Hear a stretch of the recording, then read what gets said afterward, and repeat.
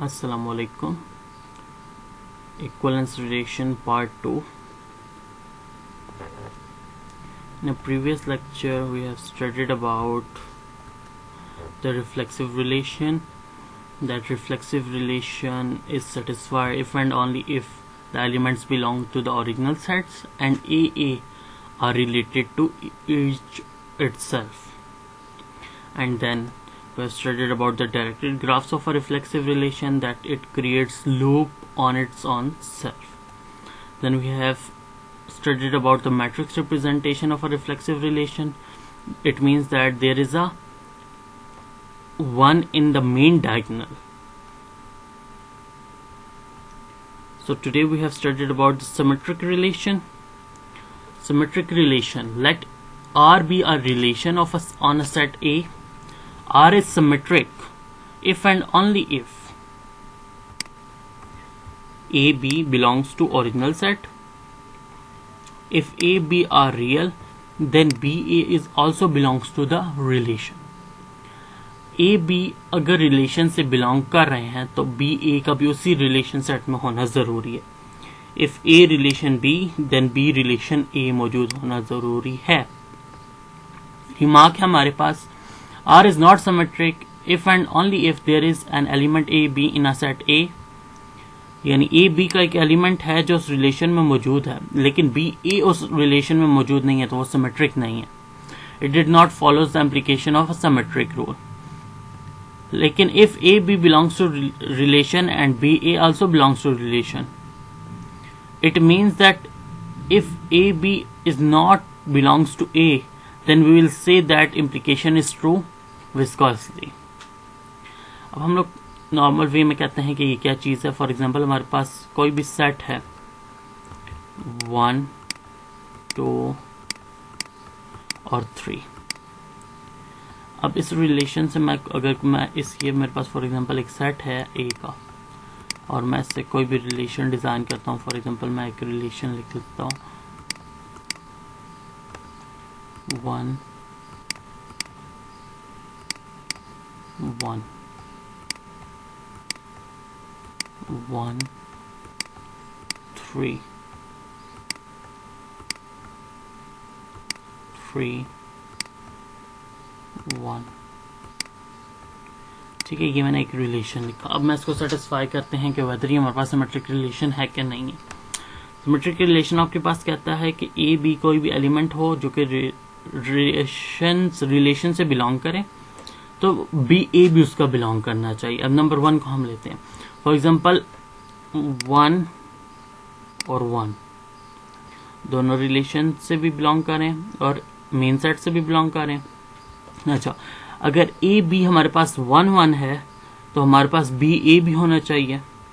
तो बी ए हमारे पास है 1, 1.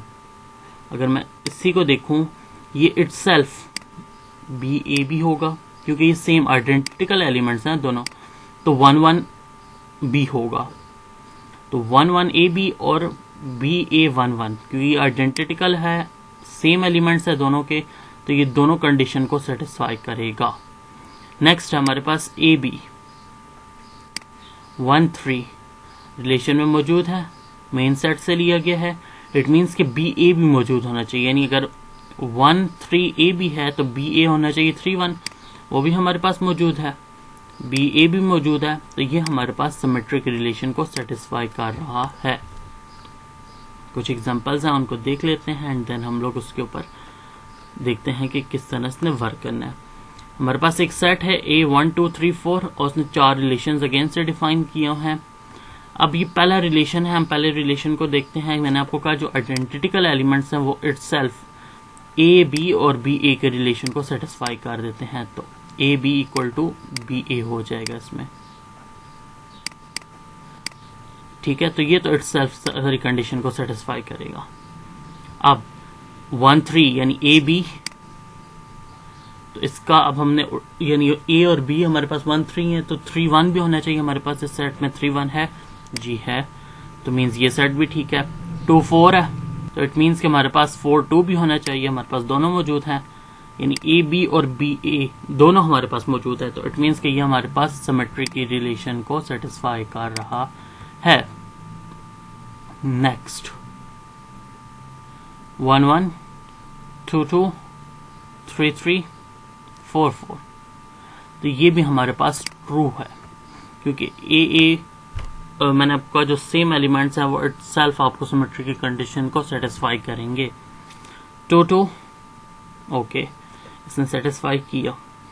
2 3 और 3 4, अब 2 3 है तो हमारे पास 3 2 होना चाहिए, यहाँ पे 3 2 तो मौजूद ही नहीं है, ठीक है, यानी हमारे पास 3 और 2 इसमें मौजूद ही नहीं है, does not belongs to relation R3 as well।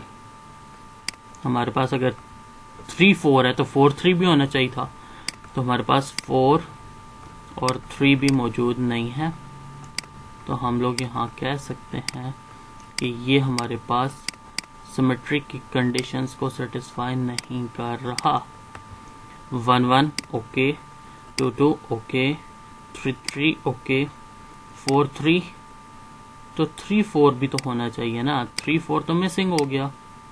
3 4 is not belongs to R4, ठीक है, तो ये भी हमारे पास सिमेट्रिक नहीं होगा। नीचे इसकी एक्सप्लेनेशंस मैंने दी हैं।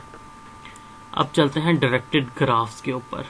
Directed graphs of a symmetric relation for a symmetric directed graph whenever is an arrow going from one point to the graph of second, an arrow from a second point to back। यानी for example मैं यहाँ पे एक draw करता हूँ 1 2 3 है। अब अगर मैं 1 से 2 पे गया हूँ तो मेरा एरो 2 से 1 पे भी आना चाहिए, ठीक है, बेशक ये वाले एरोज होंगे, कोई प्रॉब्लम नहीं है। अब मैं 1 से 3 पे गया हूं तो 3 से 1 पे भी आपका एरो आना जरूरी है।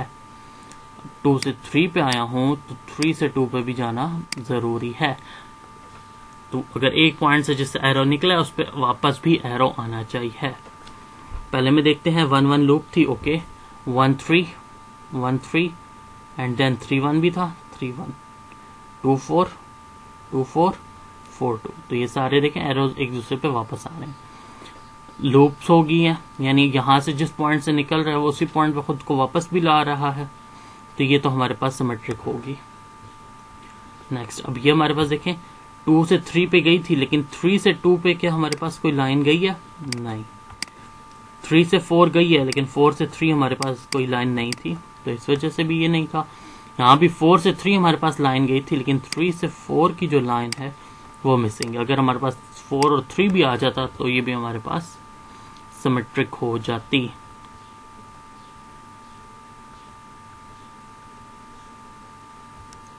अच्छा, matrix representation of a symmetric relation हमारे पास क्या है कि वही डेफिनेशन है कि अगर ए बिलोंग्स करेगा रिलेशन नंबर से, यानी हम अब आई और जे से, तो जे और आई का भी उस रिलेशन में मौजूद होना जरूरी है।